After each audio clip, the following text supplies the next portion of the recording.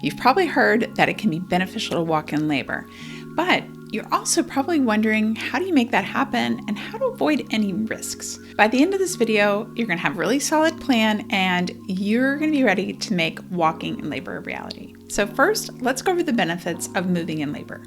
Movement in labor can decrease pain, which I thought I'd start with one of my favorite selling points. It is a big selling point, having less pain. And it's one of the key motivators that help women get out of the hospital bed and get moving. Now, another amazing benefit is that it can make labor shorter. Actually, movement in labor can help shorten labor itself by 1 hour and 22 minutes, which is quite a few contractions that maybe we can skip if we make labor a little bit shorter. Now, I think those two things would convince most people to give walking in labor a try, but let's talk about 3 more to add to the list. So moving in labor can actually decrease our need for intervention, which includes cesareans, but it also can lead to better fetal heart rate patterns. So that's great news. And then finally, moving in labor can help lead to a higher satisfaction of our overall birthing experience. So my sales pitch for walking in labor is over. I hope you're ready to get down to business and let's talk about how to make it happen. What you're going to wear. I really recommend bringing comfortable shoes to walk in labor, especially if you're at the hospital still. Put on those sneakers so you can walk around, or some comfortable slippers, something that has a little traction, some tread on it. Also, if you've chosen to wear the hospital gown, you don't have to wear the hospital gown, but if that's comfortable for you, it opens in the back. So if that doesn't feel comfortable, if you feel like you're exposing everyone, especially if maybe you're walking out in the hallway of your hospital room, put another gown on backwards. Put it on a second gown, kind of like a coat. I'm gonna actually show a picture right here of one of my clients and her husband walking the halls in labor, where she's got 2 gowns on, one that opens in the front and one that opens in the back. She's nice and covered. That's a great strategy. Let's talk about when to walk in labor. Now, I like walking in labor after you can no longer rest, because in early labor, rest is the absolute best. I'll link a great video right here, and I'll put it at the end, that talks about setting up your space so that you can get some really quality rest in early labor. When your body will no longer let you rest, then walking's the next great step. So this means that you're having contractions that you just can't sleep or rest through.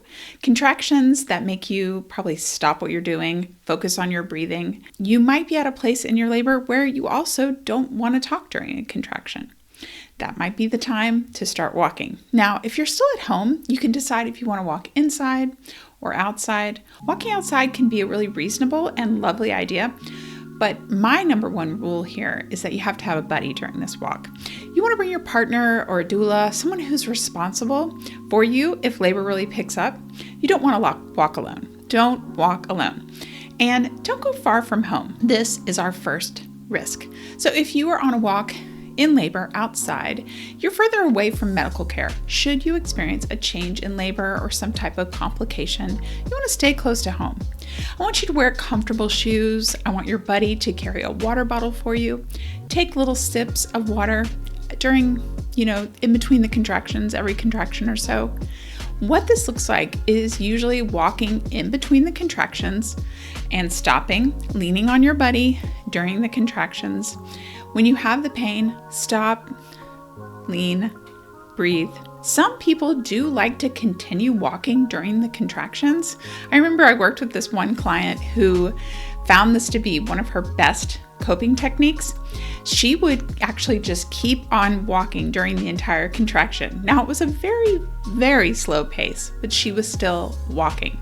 Walking inside can be boring, but it's helpful because you are either near your car where you're ready to leave, or you're near your place of birth if you're already at the hospital or birthing location.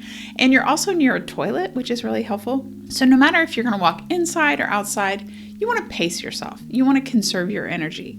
Now, this is where I've seen things go really long. I've had clients call me and tell me that they have been in early labor and they just finished a 3-mile walk. And this is not the time to get your steps in. You really need to balance your movement with your energy saving. So more walking doesn't mean faster labor.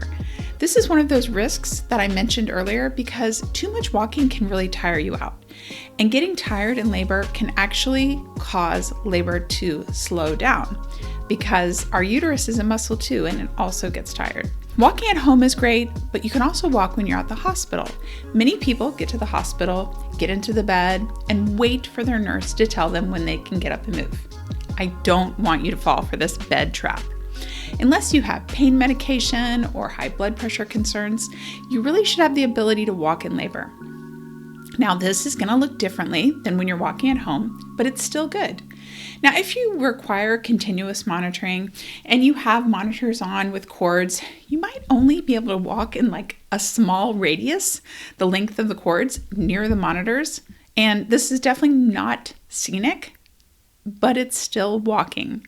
And when the contractions come, the same actions apply. We're going to stop, we're going to do a little forward lean, and we're going to breathe through them. Now, I've seen walking in labor not only reduce pain and speed up labor, but I've also seen it improve mood. Of course, you would want to stop walking if you experience anything that's of concern, the way you're feeling, or if you, of course, feel the urge to push. Definitely time to stop walking and find a healthcare provider. But walking is actually an action that can help you feel more in control of your labor. So if I were you, I would add walking to your plans for labor. Put it on your labor bucket list.